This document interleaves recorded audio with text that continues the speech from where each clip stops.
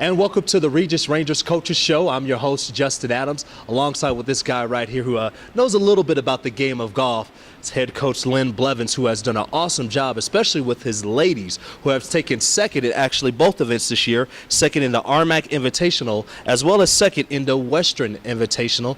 We got a couple of ladies to talk about right here. Lynn, first of all, how's everything going for you? Good. Everything's good. That's right. Well, you should feel good. Your ladies did finish second, shot a 295 overall. And there's one young lady that we have to talk about, Miss Mary Weinstein. And Mary just broke a record within Regis, shot a 71 on the first round, and then shot a 70 as well on the second round in the Western Invitational. Talk a little bit about her performance.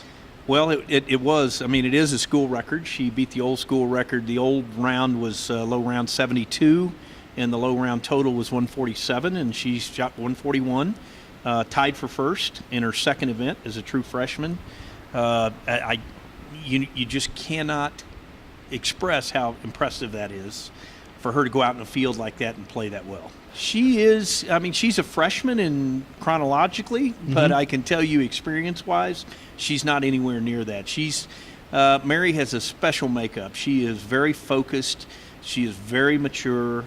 Every shot has a purpose, and she has an idea of what she wants to do every time. Doesn't mean it'll happen every time, but she has had great training, and she's a special player. And another young lady as well who's done very well is Elise Fuick, who actually during the RMAC Invitational had a hole at one. She did. That was her first ever.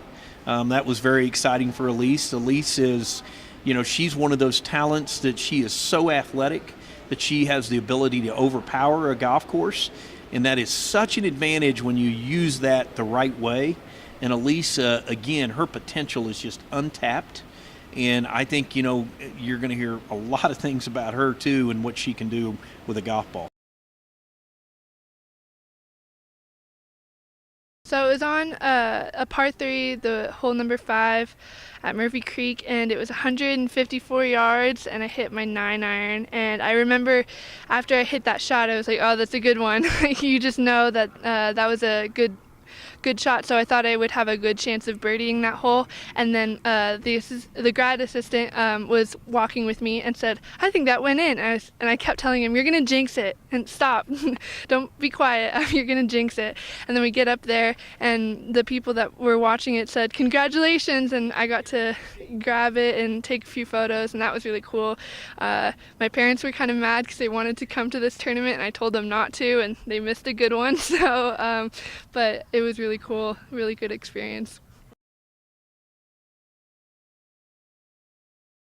And you could talk about the young ladies as well, but you can't forget the fifth-year senior, and that is Grace Sheehan. Yep. And again, Grace brought her clubs to the to the course as well, and done very well. And Grace brings, the leadership for these young girls. She's a fifth-year senior from the University of Tampa. She redshirted her freshman year, so she had another year of eligibility, but graduated and is in our master's program in criminology here at Regis. And so you just can't replace that kind of experience. She's played 3 years at a really high level, so she can kind of help navigate the young girls and what to expect. And so her experience is just invaluable. So now you look at your roster. Obviously, we have Mary. Is there anyone that we're missing that you would say, hey, this is an up-and-coming golfer that's somebody we need to keep an eye on? Well, Cammie Sage, she's from Simi Valley, California. I mean, Cammie is really a young talent, too, has all the capability of being as good as Mary, just maybe not as far along mentally or athletically. And Maddie Kern, which is right here from Westminster. Maddie was all-state. They won the state championship in girls basketball, so she is a true athlete, is probably the most athletic person on our team, and I think Maddie has just untapped potential as well in the next year or so in how good she can be. Regis golf head coach Lynn Blevins doing a wonderful job with the ladies, but when we return, it's going to have a time to talk about the men. But before we get to that, I want to let you know that the ladies will continue their play on October 3rd and 4th as they play in St. George, Utah at the Dixie State Invitational. And before we go to break, talk a little bit about the Dixie State Invitational. Well, it's another tournament. There'll be about 20 teams there, and teams from all over our region, which is, our region is Colorado, New Mexico, Texas, Oklahoma. And the western region is Washington, Oregon, California, Arizona, and New Mexico. And so of that area, 14 teams will advance to the NCAA regionals. So we will see a huge number of ranked teams and stuff.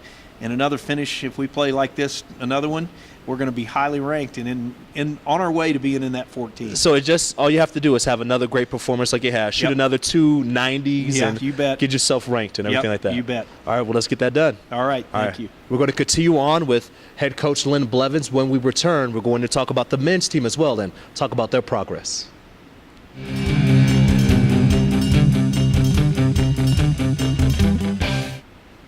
And welcome back to the Rangers Coaches Show. Justin Adams alongside with golf head coach Lynn Blevins. And Lynn, we talked a little bit about the ladies on the first segment. Now it's time to talk about the fellas. And the guys finished 6th in the RMAC Invitational with a 3-round score of 925. And coach, you got to talk a little bit about obviously the Invitational. What did you take away from that? Well, it wasn't a good effort, and it's the first one of the year, and we didn't play very well. And nobody really in the whole entire field played very well. The golf course played really tough, and I think probably we weren't.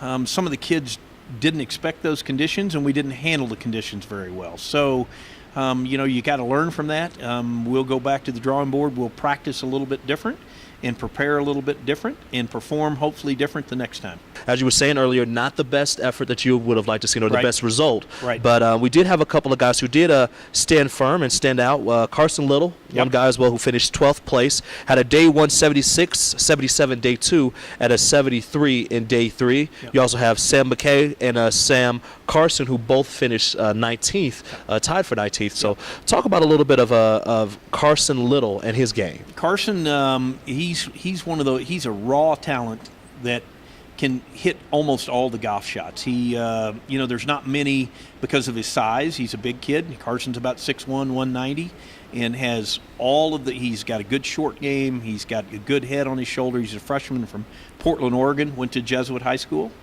He's got that unlimited ability.